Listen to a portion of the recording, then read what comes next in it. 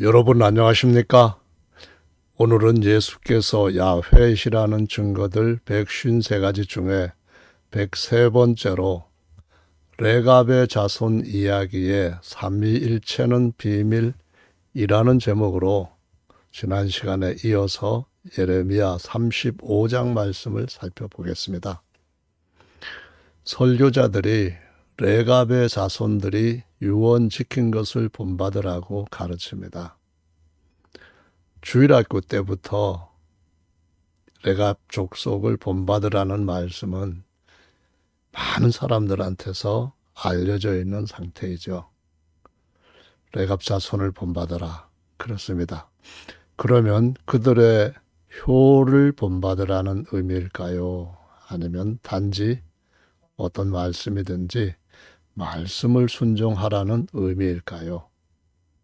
하나님께서 주신 이 말씀에 가장 중요한 핵심 가르침이 정말로 있습니다.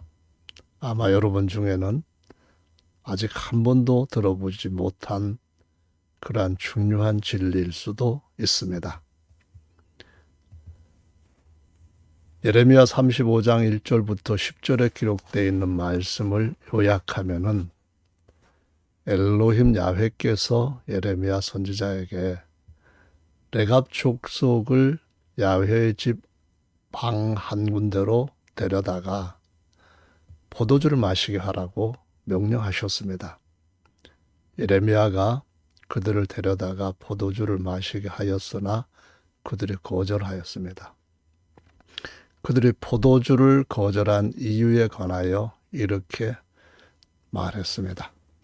우리 조상인 레갑의 아들 요나답이 우리에게 너희는 대대로 영원히 포도주를 마시지 말되, 이 포도주는 이것은 야인이라는 히브리어를 씁니다. 영어로 와인과 같죠. 집을 짓지도 말고 파종도 하지 말며 포도원을 재배하거나 두지도 말고 너희 평생의 장막에서 거처하라. 그리하면 너희가 우구하는 땅에서 생명이 길리라 라고 유언을 했답니다. 그래서 그 후손들은 지금까지 수백 년 동안 그 유언을 다 준행하였습니다.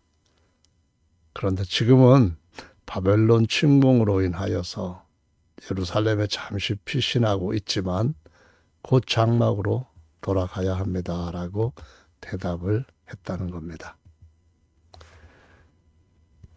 레갑의 아들 요나답이라고 할 때요. 이 요나답은 여호나답과 같은 이름입니다. 선지에 보면은 이름이 이렇게 같이 사용되고 있는데 요나답은 여호나답의 줄임꼴입니다. 축약형이라는 것인데요. 예를 들어서 여호사닥의 아들 여호수아를 여호를 줄여서 요라고 하고 요사닥의 아들이라고 성경에 나타납니다. 여호수아에서 여호를 줄여서 예로 하고 예수아라고 표기를 하고 있습니다. 그래서 요나답 또는 여호나답의 분석을 하면은 이름은 야훼 더하기 나답이라고 할 수가 있습니다. 여호나답은 학계에서 이런 뜻으로 쓰인다고 일반적으로 설명을 하는데 야훼께서 관대하시다. 그 인자하심이 영원하고 영원하다. 그런 의미겠죠. 야훼께서 베푸신다. 값없이 은혜로 모든 것들을 주신다는 거죠. 야훼께서 자발적으로 내어주신다.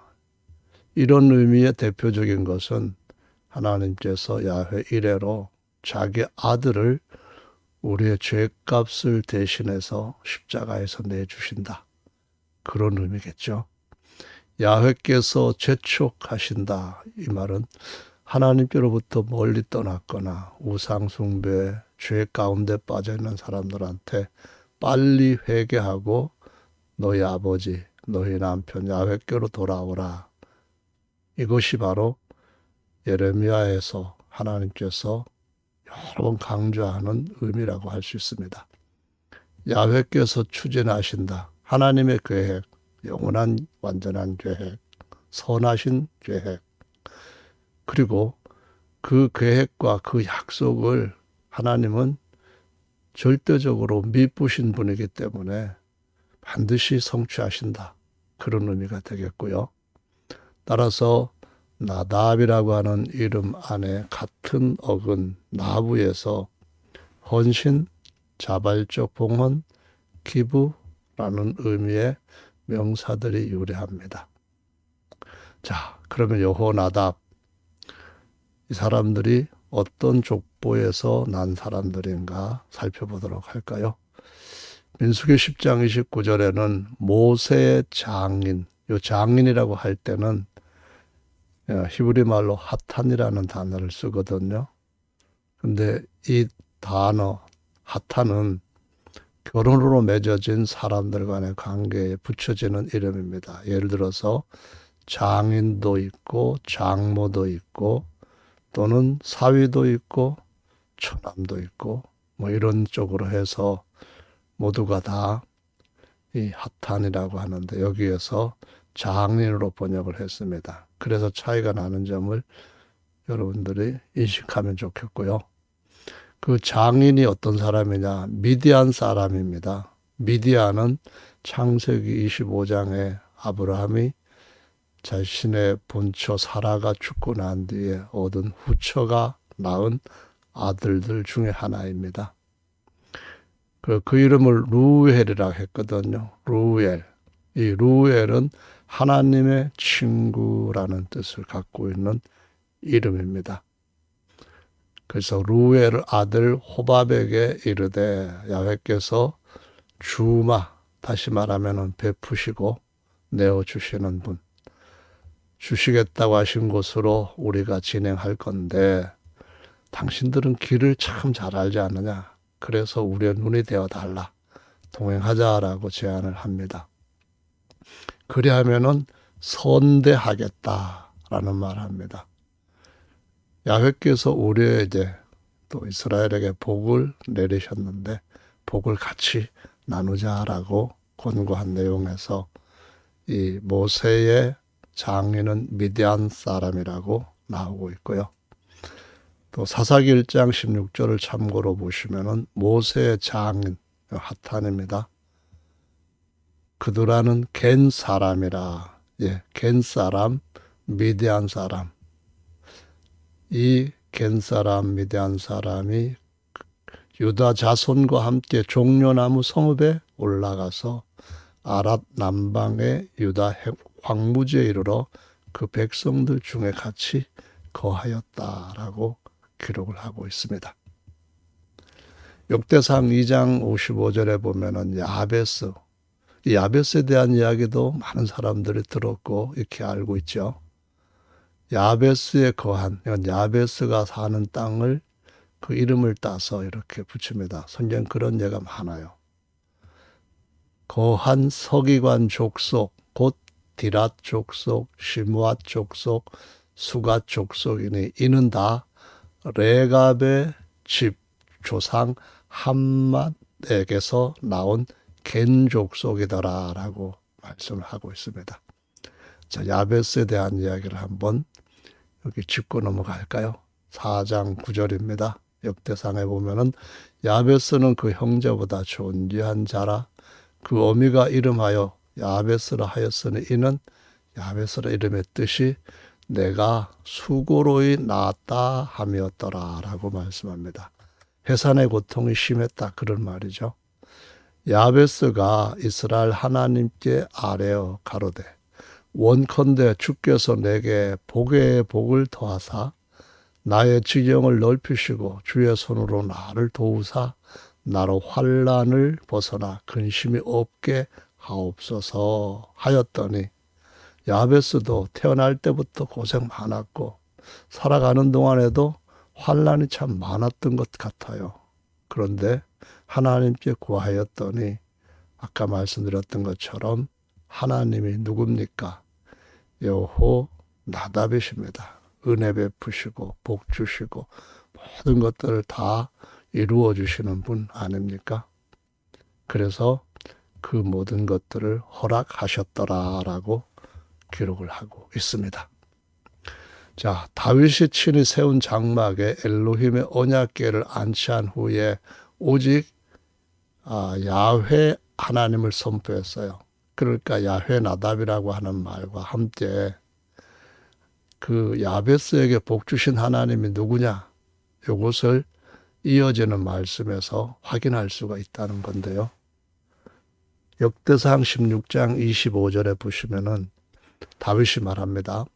야훼는 광대하시니 극진히 찬양할 것이요 모든 신보다 경외할 것이며 그리고 만방의 모든 신은 헛것이다 라고 말씀합니다.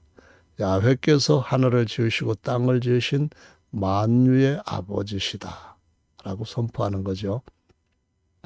존귀와 위엄이 그 앞에 있으며 능력과 즐거움이 그의 처소에 있도다. 그는 그의 우리말로 이렇게 그냥 번역을 했어요. 만방의 족속들아 영광과 권능을 누구에게 돌립니까? 예, 야훼께 돌립니다. 야훼께 돌립니다. 네. 역대상 17장 20절에 보시면은 하나님께서 다윗에게 복 주시겠다 한 말씀을 다윗이 듣고 어마어마한 감동을 받았습니다. 그때 성령 충만하여 고백한 다윗의 고백. 야훼여, 우리 귀로 들은 대로는 야훼 당신과 같은 이가 없고 당신 야훼 외에는 참신이 없나이다 라고 고백합니다. 야베스를 복주시고 우리에게 복주시고 모든 민족이 다 믿어야 할 하나님은 어떤 분입니까? 비교할 자가 없는 유일하신 분 야훼이십니다. 제1계명의 나 야훼 엘로힘이죠. 땅의 어느 한 나라가 주의 백성 이스라엘과 같으리까? 이방인들한테는 세 가지가 없습니다. 하나는 참 하나님, 만든 신들은 많아요. 그러나 스스로 계시는 하나님, 곧 참 하나님은 없어요. 그리고 또 하나는 언약이 없습니다. 사람들끼리 맺은 언약, 약속, 계약 뭐 이런 건 참 많죠. 조약도 있고 널브러져 있습니다.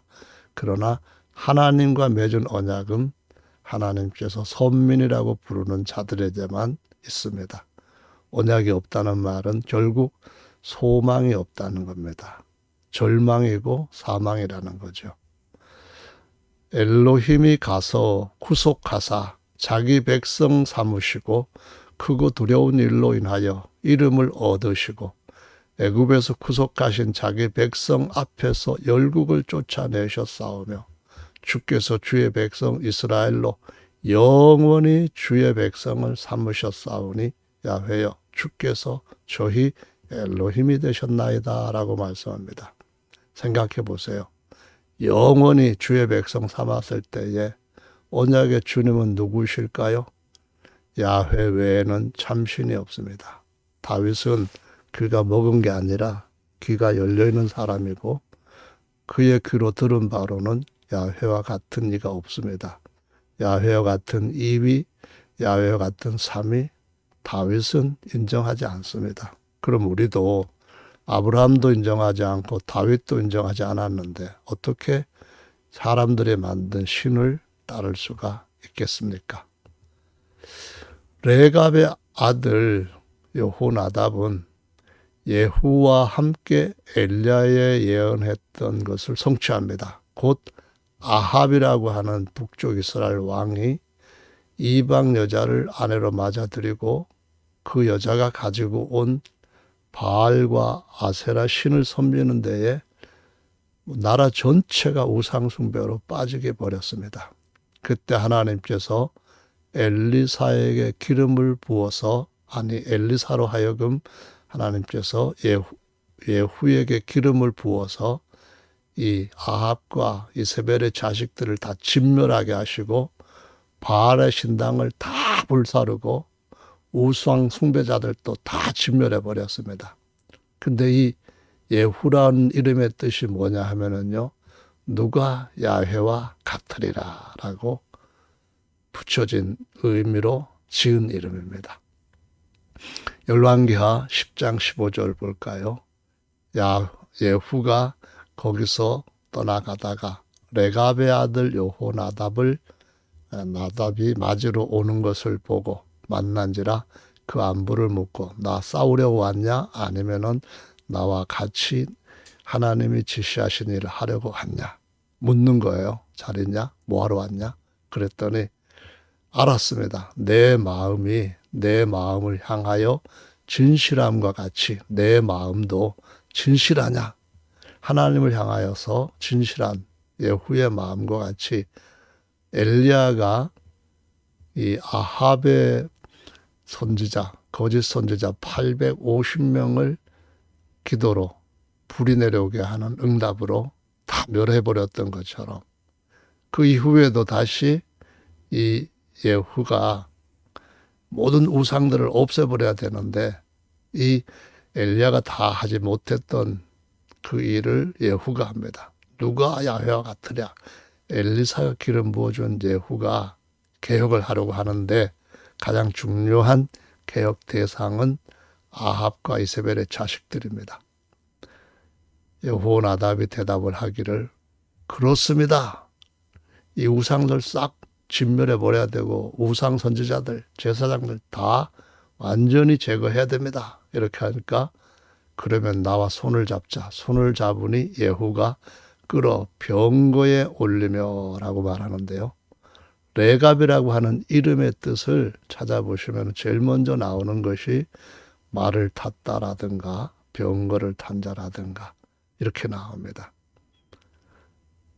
23절에 보시면 예후가 레갑의 아들 여호나답으로 더불어 바알의 당에 들어가서 바알을 섬기는 자에게 이르되 너희는 살펴보아 바알을 섬기는 자만 여기 있게 하고 야훼 종은 하나도 여기 있지 못하게 전부 다 내보내라고 합니다. 나는 진짜 아합보다도 더 열정적으로 바알 섬기려고 그런다. 그러니까 바알 섬기는 선지자, 제사장들 다 모여.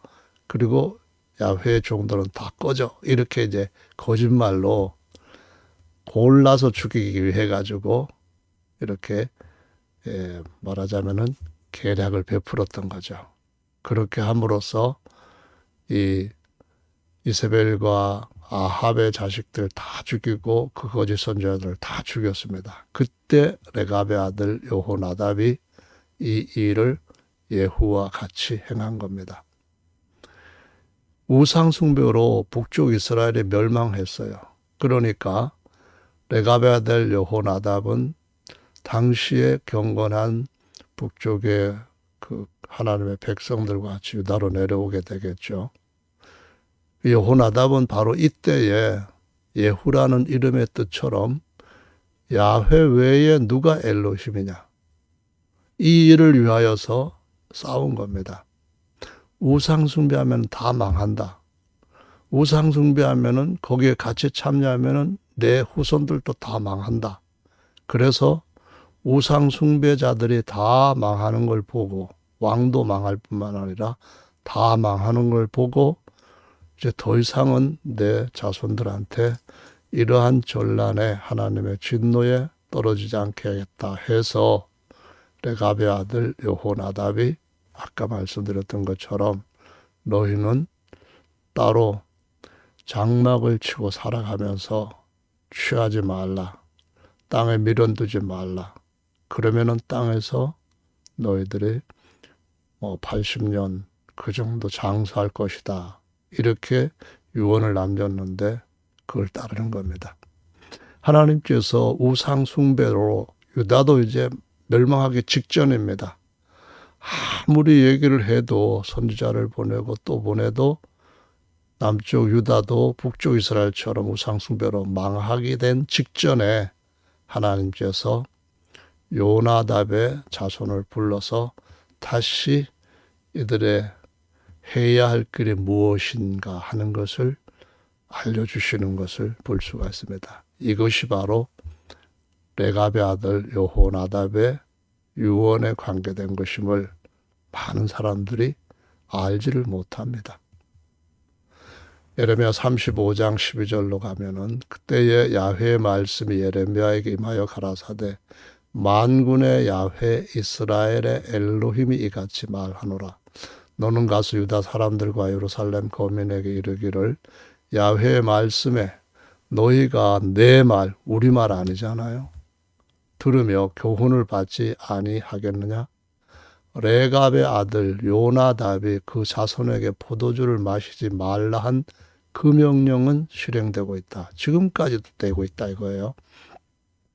그들은 그 선조의 명령을 순종하여 오늘까지 마시지 아니하거늘 내가 우리 아닙니다. 삼일체 아니고 오직 한 분입니다. 너희에게 말하고 부지런히 말하여도 너희는 우리 아닙니다. 나를 듣지 아니하는도다. 그래서 나도 내 종 모든 선지자를 너희에게 보내고 부지런히 보내며 말하기를 너희는 이제 각기 악한 길에서 돌이켜 행위를 고치고 다른 신을 쫓아 그를 섬기지 말라 이렇게 말씀합니다. 그리하면 너희가 너희와 너희 손조에게 준 이 땅에 거하리라 영원히 살리라. 계속 그 말씀을 하여도 나를 듣지 아니하였느니라 라고 말씀합니다. 여러분 레갑의 유언을 따르면은 엘갑의 아들 요나답의 유언을 따르면 땅에서 80년 살 수 있습니다. 그러나 하나님의 명령을 따르면 영원히 살 수 있습니다. 레갑의 아들 요나답의 자손은 그 선조가 그들에게 명한 그 명령을 준행하나 이 백성은 우리 아닙니다. 나를 듣지 아니하는도다. 자, 그래서 예레미야 때 야훼 백성은 한 남편이신 야훼를 버리고 음행에 빠졌으므로 엘로힘 야훼께서 자기 백성에게 진노를 쏟아 부으실 것을 예레미야 1장부터 마지막까지 강조하시고 반복하시고 있는 것을 알 수가 있다는 겁니다. 35장 17절로 이어갑니다. 나 만군의 야훼 이스라엘의 엘로힘이 같이 말하노라. 보라 내가 유다와 예루살렘 모든 거민에게 나의 그들에게 대하여 선포한 모든 재앙을 내리리니 이는 내가 그들에게 말하여도 듣지 아니하며 계속 내가라고 하는 이유는 요나답이 말했는데도 듣는데 내가 요나답보다 못하냐? 내가 너희에게 나 외에 다른 신이 없다고 하는데 계속 2위도 있고 3위도 있다고 하는 그 사람들의 말이 진짜냐? 아니 진짜라고 해도 내 말을 먼저 들어야지. 요 요나답의 말을 듣는 사람들 이 얘기를 들으면서도 정작 깨달아야 할 것은 못 깨닫느냐? 그 말씀하시는 겁니다. 듣지 아니하고 불러도 대답지 아니합니다. 그러니까 하나님의 인자하심이 이제는 정말 더 이상 용서할 수 없는 지경까지 이르게 되었다는 거거든요. 예레미야가 레갑 족속에게 이르되 만군의 야훼 이스라엘의 엘로힘 이같이 말씀하시기를 어디에 여기에 삼일체가 들어갑니까? 어디에 우리 엘로힘이라고 하면서 엘로힘 안에 세위가 있다고 말합니까? 야훼가 1위, 2위, 3위 다른 세 하나님이 야훼다. 그런 헛소리 말고 이 말씀을 바로 깨달아야 된다는 겁니다. 너희가 너희 선조 요나답의 명령을 순종하여 그 모든 준행하고 순종하여 훈계를 지키며 그가 너희에게 명한 것을 행하였도다. 그러므로 나 만군의 야훼가 이스라엘의 엘로힘이 이같이 말하노라. 레갑의 아들 요나답에게서 내 앞에 설 사람이 영영이 끊어지지 아니하리라. 네. 하나님을 믿으면은 이렇게 됩니다. 영영이 살 수 있는 하나님의 복을 받게 된다라는 거죠. 주 엘로힘 야훼께서 율법을 버리고 다른 신을 섬기는 선민에게 율법 중에서도 특히 제1계명 가장 큰 계명 버리고 다른 신을 섬기는 선민에게 엘로힘께서 선포한 모든 재앙을 내리시겠다고 경고하신 것을 기억하신다면 영원한 심판에서 우상 숭배자들이 어떻게 설 것인가 하는 것을 깨닫게 된다는 거죠. 엘로힘 야훼께서 레갑의 아들 요나답의 자손의 영원토록 끊어지지 않고 엘로힘 앞에서 섬지게 하시겠다라는 약속하신 것을 기억하신다면 그러면 하나님의 명령, 제1제명을 반드시 지켜야 된다는 것도 이해를 해야 되죠. 이미 살펴보았던 예레미야 31장 31절부터 다시 보십시다. 나 야훼가 말하노라. 보라 날이 이르리니 내가 이스라엘 집과 유다 집에 새 언약 베리트를 세우리라. 세우리라는 카라트입니다. 마음 쪼개고 불순종하는 모든 더러운 것들 끌어내야 언약이 맺어지고 쪼개진 그 사이로 가지 아니하면은 솔개밥이 된다는 거예요. 지난 시간에 말씀드렸죠. 나 야훼가 말하노라. 이 베리트는 내가 그들의 열주의 손을 잡고 애굽 땅에서 인도내던 날에 세운 카라트한 것과 같지 아니할 것은 내가 그들의 남편입니다. 남편이 삼일체입니까? 삼일체 남편, 성부 남편, 성자 남편, 성령 남편 없잖아요.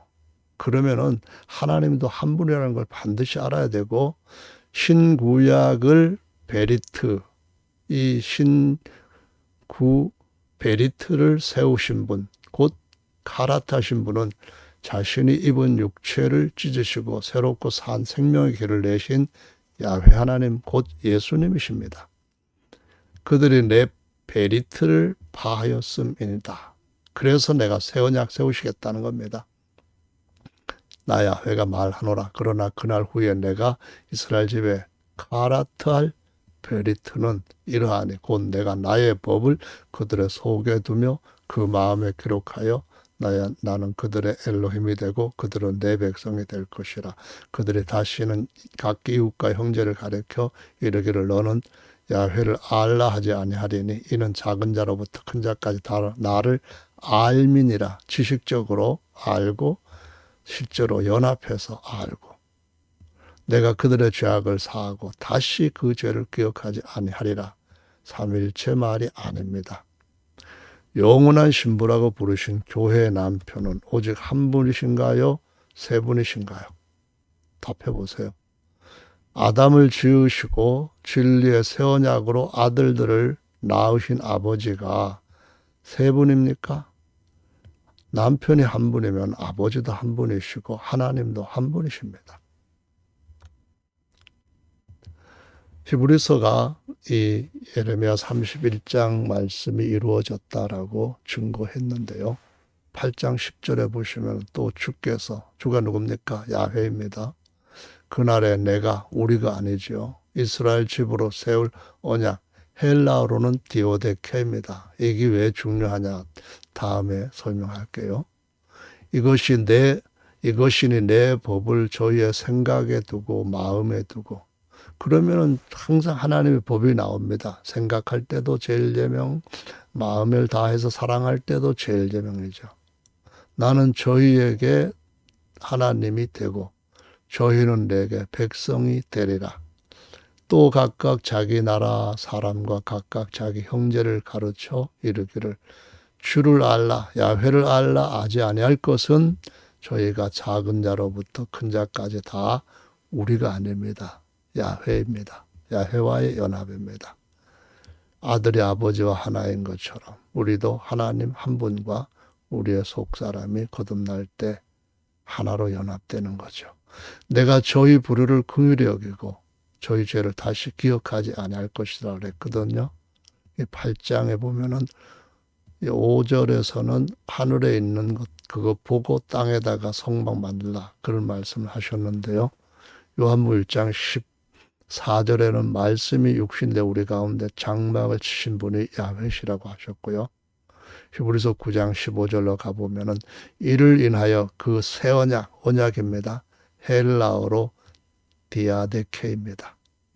중보인이 사람이신 그리스도 하나님의 아들로서는 사람이신 그리스도 중보자이죠. 이는 첫 언약 디아데케 때에 범한 죄를 속하려고 주구사 부르심을 입은 자로 하여금 영원한 기업의 약속을 얻게 하심이라 했는데요. 주구사. 근데 16절에 보면은 디아데케를 유언으로 번역하고 있습니다. 유언은 유언한 자가 죽어야 된다. 이 말은 첫 언약, 애굽에서 이스라엘 백성들 인도하여 내신 첫 번째 언약 누가 맺었어요? 주 야훼이십니다. 그래서 그들에게 하나님의 기업을 얻게 하려 하심이라 했거든요. 유언은 다시 말하면 또 디아데케입니다. 그 사람이 죽은 후에야 누가 돌아가셨습니까? 사도행전 20장 28절에는 바로 그 하나님께서 자기 피로 사신 교회라고 했습니다. 정관사가 있으면 아버지거든요. 아버지 하나님. 삼일초론에 따르면 정확하게 아버지입니다. 그러니까 한 분이 구약이나 신약이나 남편이에요. 구약이나 신약이나 한 분이 아버지고 한 분이 하나님이신 거죠. 마무리하겠습니다. 갈라디아서 4장에 보시면 22절부터 기록된 바 아브라함의 두 아들이 있으니 하나는 계집종 하갈입니다. 하나는 자유하는 여자 사라에게서 낳았다 했습니다. 계집종은 육체를 따라 낳고 옛 언약입니다. 자유하는 여자에게서는 약속으로 말미암았느니라. 사라에게서는 이삭이 태어났고 이것은 비유니 두 여자들은 뭡니까? 언약입니다. 여기 디아데케예요. 또 하나는 시내 산으로부터 종을 낳은 자니 하갈입니다. 이 하갈은 아라비아에 있는 시내 산으로 지금 있는 예루살렘과 같은 데니 저가 이스마엘과 같이 종입니다. 종은 유업을 얻지 못하니까 거듭나야 되는데 새 언약으로 거듭나야 됩니다. 은혜와 진리로 다시 난다. 오직 위에 있는 예루살렘은 자유자니 우리 어머니다라고 말합니다. 여기서 우리가 알 수 있는 것은 이 언약에 비유된 두 여자의 남편은 누굽니까? 아브라함 한 사람입니다. 3위가 아니에요. 그러면은 두 언약으로 태어났던 이스마엘과 이삭의 아버지는 몇 분입니까? 한 분이에요. 그분의 성함이 처음에는 아브람이었습니다. 존귀한 아버지. 그런데 새 언약에서는 아브라함이라고 하는 이름으로 야훼께서 새 성함 여호수아가 되셨다라는 것을 이 말씀이 정확하게 보여주고 있습니다. 계시록 17장 5절에 보면은 어떤 여자한테 이마에 이름이 있는데요. 많은 사람이 모릅니다. 오늘 바로 레갑의 아들 요나답의 유언 지키기, 이것도 이들한테는 비밀입니다. 큰 바벨론, 그러니까 창세기 10장에서 11장으로 이어지는 니므롯이 우상숭배 받는 신이 되어서 우상숭배로 신을 자청하는 그런 아주 흉악한 죄악의 도성의 성주가 되죠. 그래서 땅의 음녀들, 창녀하고는 다릅니다. 남편이신 하나님도 믿고 다른 2위, 3위도 믿고, 그래서 가정한 것들 이방 종교들의 어미기도 하고요. 창세기 10장 11장에 바로 우상숭배가 시작했던 도성이니까 거기서 갈라져 나온 모든 종교가 다 그 어미의 딸들입니다. 이 어미가 어떻게 했나 보면은 성도들의 피와 예수의 증인들의 피, 구약 성도, 신약 성도 어마어마하게 죽였습니다. 가톨릭이라고 하는 종교가요. 그래서 이 음녀와 음녀가 탄 7머리와 10뿔 짐승 비밀 얘기 나오는데요. 그건 나중에 설명할 필요가 있겠고요. 오늘은 예수님이 야훼이신 유일한 남편, 유일한 아버지, 유일하신 하나님이다. 이 진리를 깨닫지 못하면은 이와 같은 자들이 저질렀던 모든 죄의 진노의 잔을 마시게 될 것이라고 설명드림으로써 마무리합니다. 감사합니다.